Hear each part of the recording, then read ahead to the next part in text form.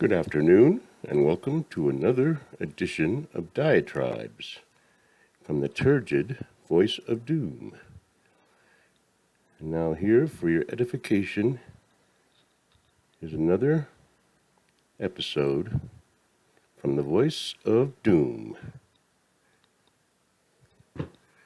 Thanks, Mr. Announcer. I know you're a little nervous today because it's a horrible day. I'm going to move on with more absolute lividness, rage about the current state of affairs. But I mean, we can see what's going to happen in Afghanistan. I just saw Petri Dish on TV giving his rationale for why he did the right thing. Doesn't regret a thing, so I mean, I half expected him to be a little uncomfortable or maybe get flustered, but he read his lines well, and it sounded, for all intents and purposes, that everything's going well. I mean, he did the right thing, and he's happy with what he did, and he regrets any fallout that may occur because of any wrong decisions which were made long before he became president. And he didn't want any other president to have to face up to this, so he'll take the buck and it'll stop at his feet and he'll end the war, which wasn't really a war when he ended it because we were basically a security force. And from what I'm hearing, we didn't have any casualties in the last year and a half, so I mean, they were functioning as they were supposed to function. Maybe things were slow going, but, you got to look at everything. Now that the crap's hitting the fan, then people are coming out and explaining things very clearly why we had to be there, and we're seeing why we had to be there. And I'm hearing horrible things about the provinces that aren't getting any coverage, and it's beyond me wanting to even describe what I'm hearing, but here's what we need to see. The blast from the past. Thought I'd try to find something appropriate. Just change the faces, change the names, but that's what we need right now. There's a whole list of people either in the docket or resigned in disgrace or exiled because they can't show their face. I'm surprised that Petri Dish even showed up today to say something because I would be ashamed.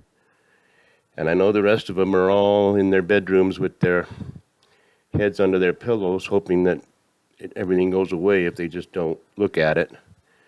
And I'm really interested to see how some of these, radical squadrettes, whatever you want to call them. I mean, I haven't heard much from them.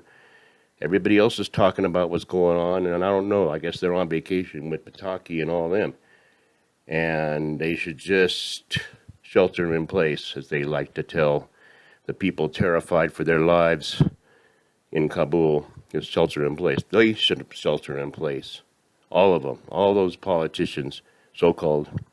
All those spokespeople and the so-called Petri Dish and his horrible visage, absolute awful apparition that we call a vice president should all shelter in place. They should not come back to D.C.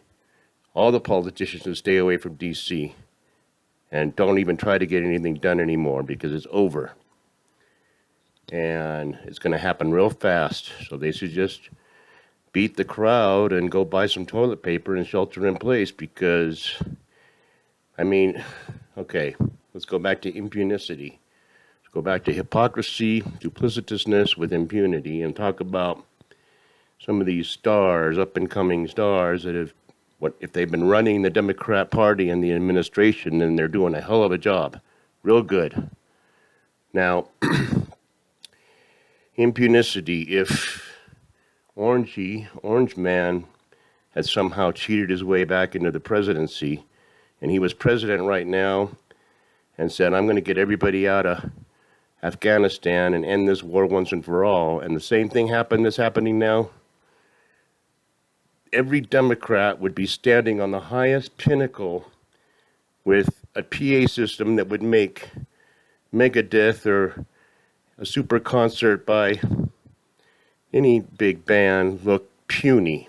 They would be on their damn PA systems with speakers that were 2 or 3 stories high saying, "This president has caused more chaos than any president in history, and he shouldn't even be impeached. He should be, tarred and feathered and, burned at the stake," or whatever. They would get real vocal about it. I don't hear a damn thing from them. Because what are they going to say? I mean, exactly what are they going to say? They have to criticize their petri dish. They have to criticize the protoplasm that's running the country, I guess. And they can't do that. And they have to say something because it's their people. I mean, and when I say their people, I mean the oppressed Afghanis that wanted a better country. And whether they're Muslim or what have you, they're human beings, and I would think that they would care, because I do. I really care about them because I know what's possible. I've seen history. And their silence is deafening. And I'm really looking forward to what they're going to say, because they can't stay under their beds forever with their heads, in their pillows. Sooner or later, they're going to have to take the pillow off their head and go, okay, now what? I got to criticize. Everybody knows I'm a impunicrit by staying silent when these squadrets should be the most vocal about what's happening in Afghanistan. They should be up in arms. They should be rallying the people. But no, they're not going to, just like they don't. Oh, and by the way, here's another thing that struck me as interesting. We go to Afghanistan for 20 years and we have alliances with people who will help us because they want to see a better country. And they think that we're going to help them do that. Now we're going to leave them in the lurch because they got to go online and get the proper documentation. Get a special visa, exit visa. Now you're telling me we're going to make them do all kinds of paperwork when there's probably no internet left over there. And we're going to make them go through all kinds of hoops, and we're letting thousands, hundreds of thousands a month come in with no paperwork. And these people know you need to fill out the forms. That is the kind of madness that's going to cause the end that I'm talking about. And now everybody's going to see it. Now it's going to be so obvious that it's going to be like, oh, that's old news. Your Armageddon and apocalypse is like old news. It's like, well, I was talking about it a long time ago. Way long time ago. Back in the 80s. I was talking about the military-industrial complex. Now suddenly they're talking about it. Like, oh, it's suddenly new that these corporations want to keep wars going forever. And anybody with a brain knows, that it's been happening forever and how it happened and how it started. And the same madness will probably happen after the next conflagration. So let's talk conflagration, because I wanted to get that subject into, and maybe I can combine my indignation with the so-called left, whatever cowardly impunicrits they are. I wanted to get and also Petri dish was horrible. I'm going to save that live speech in my likes just in case I have to induce vomiting at any time. I can always turn that on. So that's going to come in very handy. But the conflagration, yeah, okay. China will maintain order in Afghanistan. Very well. I don't know if people realize this, but China's built like 4,000 dams. They can control all the water supply for the entire lower eastern hemisphere, the whole subcontinent. I mean, and Southeast Asia. They can control the water supply for that whole area, so they can create an international crisis with the turn of a valve. And people don't realize that because they're too busy in the school board meetings bitching about CRT when they shouldn't have their kids in there in the first place. I mean, it's ridiculous. Now, the conflagration, Taiwan, encroachment, same thing as World War II in 38, 39. Make little inroads and try to see how much you can get away with, and then create a pretext for attacking something that we have to respond to, like South Korea or Taiwan, or going into India, Pakistan. There's Chinese along the border of all those countries. It's a powder keg, and that's putting it mildly. It's a powder keg that's sitting on top of an arsenal of atomic bombs that we could put all together in one pile and say that's what it is. It's ready to blow sky high. And the conflagration is coming because America will probably be out of the picture as far as even helping or doing anything about it, because we'll have our own problems over here. And I think we all know what those problems are going to be.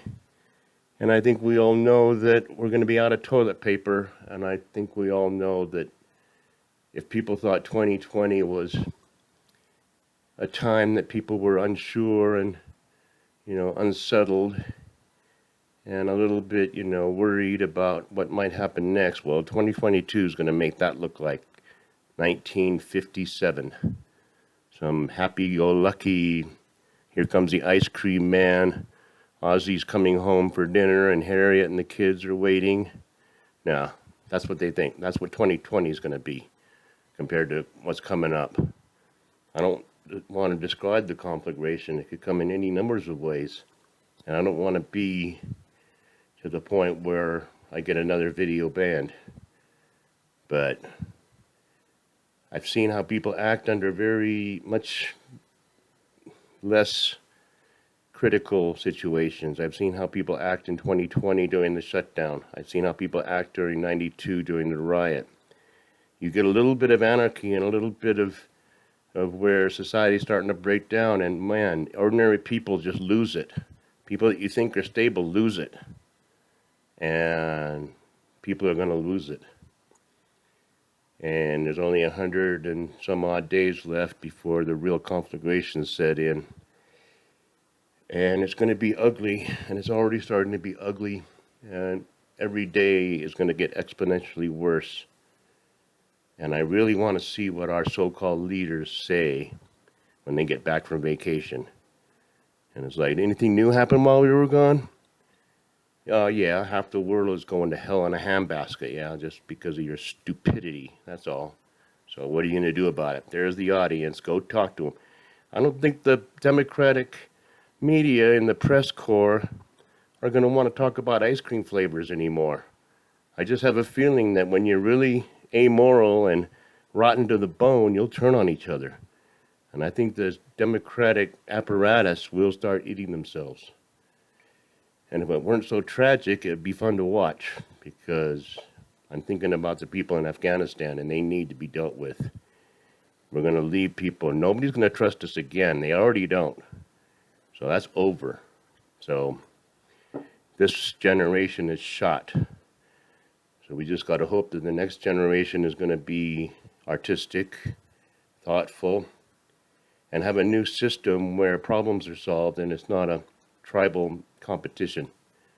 So I'll leave it at that. I actually said quite a bit, and I don't think I have to talk about Afghanistan much longer until the real, the real wanton bloodshed atrocities begin. So I'll leave it at that. That'll probably be it for today.